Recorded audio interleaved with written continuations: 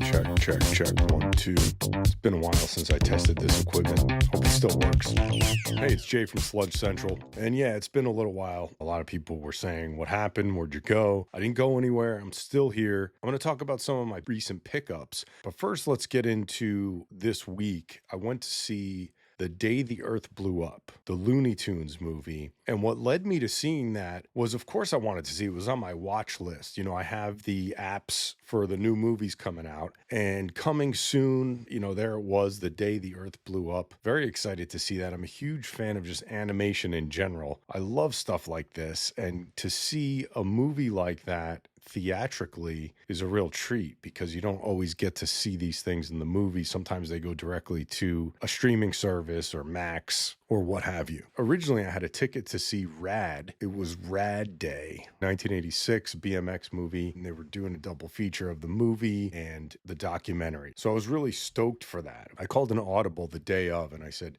you know what? I think I want to see The Day the Earth Blew Up. I know it's crazy. It sounds nuts to, miss Rad Day because, I'm a BMX biker. I don't like compete in BMX meets or anything like that, but I've had BMX bikes my whole life. So it is something I'm interested in. Then I said, I don't want to miss the Looney Tunes movie. After it leaves theaters, I'm going to kick myself because I'm like, yeah, I could watch it on Max, but there's nothing like seeing it on the big screen, especially when I had the theater all to myself. That was awesome. So after work, I headed over to the theater. I got my Impossible Nugs and I was watching The Day the Earth Blew Up. This thing was a treat. The animation was beautiful. This movie reminded me of old school Looney Tunes. I hadn't seen the series that they put out on Max, but this latest series that they did was way better than I thought. I didn't even realize. I went back to it after I watched this movie. And this movie, man, it's a throwback and it's entertaining. It's funny, fantastic. I really loved it. It's got everything I love. It's got aliens, UFOs, green sludge,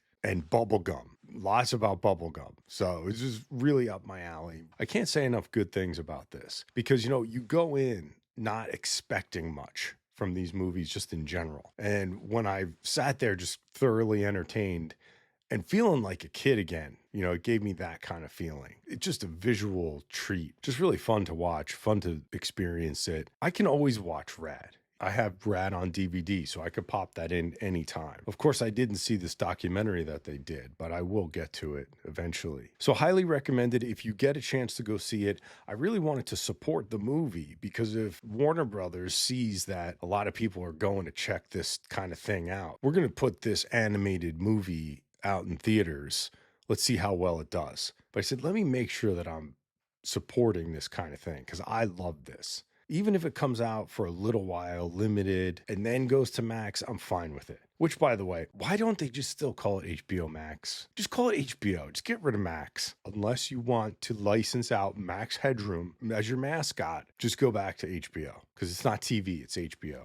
It probably has a very short window, I would say. It's probably going to wind up on Max very soon. If you want to see it, go out and do that ASAP.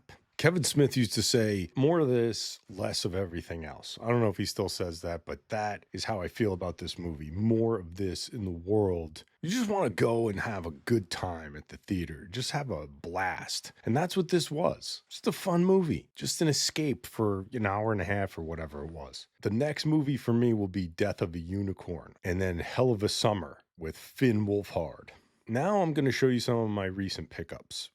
So this is a disheveled blind box of the ghost figures from Super 7. These ghost figures are basically reaction figures. I mean, not basically, they are reaction figures.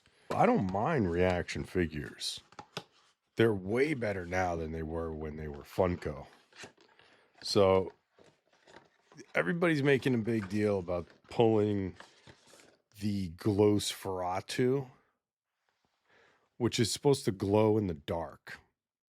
The chances of mine actually glowing in the dark, extremely slim. Shady, very slim shady. There is no way. Everything I buy that's supposed to glow does not glow ever. But no, this is supposed to be rare, although I've got 2 of these already. So I don't know how rare they really are. But these are very cool, these ghost figures. Now I have like doubles and triples. because then there's only 4. But I do love the packaging. Very cool. Ghost coming around to Madison Square Garden in the summer. It's already sold out. I will be there though. There is nothing more nostalgic for me than these Origins figures. I mean, when you take a look at this Modulock, and I know it's not the exact same box, but this feels like being a kid and when you first got Modulock. I mean, it has the look, it's got the vibe, and the different variations that you could do all on the cover. Just phenomenal. This was always a very fun feature, where you could assemble him in all different Modulock modes. But I think I'm not one to keep the shipping boxes or the exterior packaging, but come on. This thing, look at this. This is the best. Just his face. Like, if you're the mail guy and you're shipping this to someone's house, you're like, oh my gosh. I love it. What a blast. Okay, this one, I was very surprised, very shocked at how heavy this was. This is the Trick or Treat Studios Halloween Michael Myers figure, the Rob Zombie version. These big figures that they have, I mean, they're like it's hard to see. Yeah, but I don't know. They do a great job of these. Trick or Treat Studios is constantly putting out amazing products. I know you probably want me to take this out of the box, and believe me, I'm a let them breathe type of person, so I would absolutely take this out. I just don't feel like doing it right now. So that was the other pickup. The only other one I have like this is Halloween 6, The Curse of Michael Myers I have. But now I'm thinking, do I unload that one and go with this one? And if they do a Halloween 2, get that. I think that's the move. As much as I like The Curse of Michael Myers, I do think I'd have to opt for the Rob Zombie Halloween 2 if they ever do that. Trick or Treat Studios, man. I love their stuff. That's all I got going on. And taxes, that's never fun. Got to pay the fiddler, as Chet used to say. And I did a lot of that, hoping and praying and all kinds of rain dances and stuff. And Alexa came back, and now she may be gone again. I have to tell you that this is not what I wanted. And you know that. This is not fun for me. I don't need more agitation.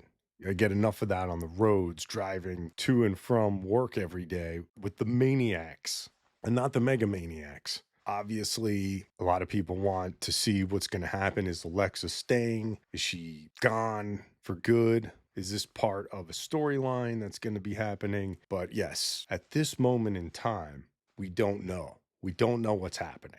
And, there's something to that. I kind of like that because maybe there's going to be a surprise in store for us. We'll see. Then last weekend, I took my dad to see Rain, the Beatles tribute band in Atlantic City. Wow, that show was awesome. If you are a Beatles fan or not even a Beatles fan, if you're a fan of rock music or just pop music in general, they do a phenomenal walk through the entire Beatles career. They change costumes, the stage, the lighting changes. It's unreal. They do a fantastic job. So yeah, even if you're not a Beatles fan, I would say if they come to town, go to this show. It's just awesome. So that's all I got for now. Thanks for hanging out with me here at Sludge Central. This is Jay, signing off.